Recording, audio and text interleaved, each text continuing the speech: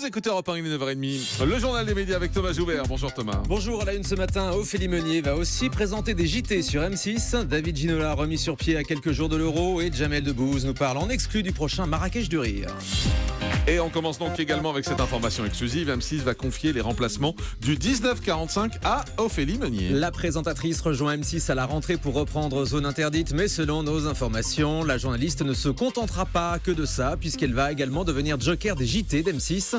Elle va remplacer François-Xavier Ménage, qui quitte la chaîne et qui assurait les remplacements des titulaires. L'autre joker du 1945, Marie-Ange Casalta, reste en poste. Cette année, Ophélie Meunier présentait Le Tube, l'émission média de Canal+, mais elle avait également fait des remplacements, la présentation des journaux de Canal l'été dernier. Son nouvel employeur M6 croit beaucoup en elle, si on en croit l'interview de Frédéric de Vincel ce matin dans Le Figaro. Ophélie Meunier est jeune et pleine de talent, c'est une très bonne journaliste qui a un potentiel très important que nous pourrons développer en dehors de Zone Interdite, dit-il.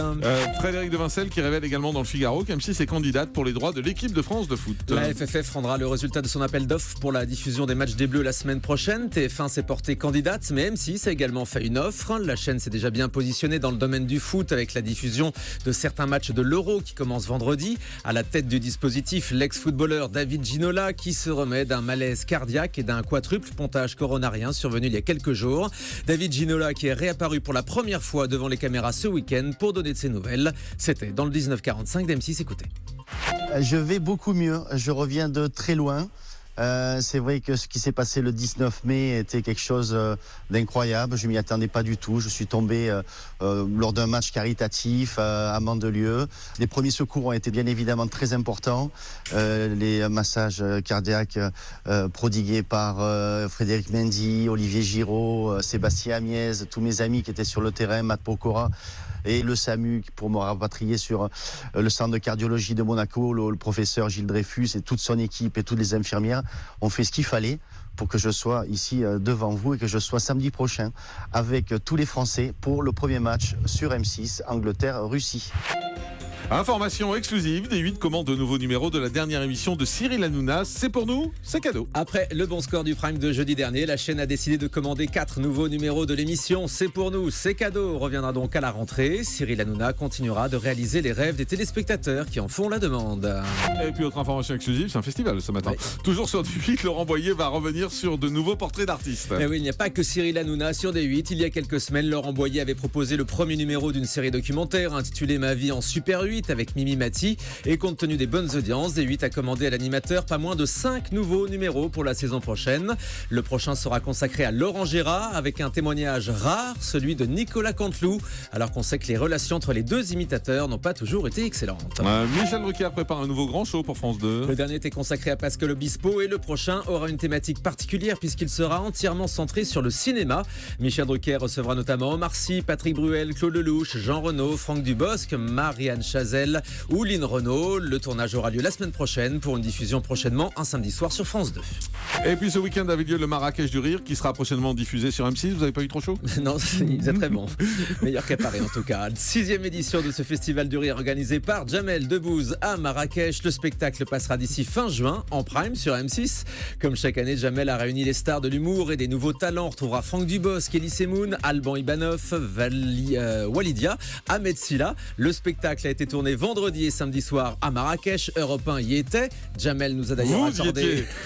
J'y étais Non, on pour n'y était Europe 1. pas. Oui, c'est ça. Jamel nous a d'ailleurs accordé sa seule interview radio. Il nous explique si le spectacle est d'abord conçu pour la télé ou pour le public présent sur place. Écoutez-le. On est présent sur cette scène, il y a un public devant, c'est d'abord ça. Et évidemment, par extension, si le spectacle est bon, il est projeté à la télévision. Mais nous, on vit un moment organique, tu vois, c'est le présent qui compte. Et évidemment, les deux sont très importants, parce que derrière, on se prend la tête. Hein.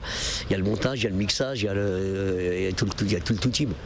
Mais honnêtement, quand on est sur scène, on ne pense qu'à ça. Évidemment, on a écrit le spectacle en fonction un peu, pas déconner, mais une fois sur place, on continue le mouvement comme on l'a commencé au départ, à savoir prendre du plaisir et faire en sorte que ça soit contagieux.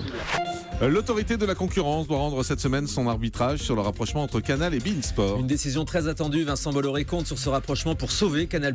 En cas de refus, il a déjà annoncé qu'il y avait des menaces de fermeture de Canal en France. Selon les informations des Échos ce week-end, l'autorité de la concurrence ne souhaite pas d'accord exclusif entre Canal et beIN. Les conditions retenues seraient, je cite, difficiles à accepter pour le groupe Canal. L'ambition pour Vincent Bolloré était que Canal+ puisse maîtriser pleinement le parc d'abonnés de beIN pour le convaincre de souscrire à d'autres offres. Mais Vivendi se heurte à l'opposition des autres opérateurs comme SFR et Orange au nom de la concurrence.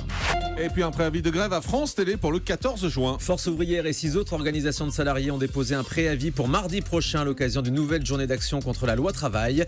Les syndicats de France Télé appellent les salariés du groupe à cesser le travail.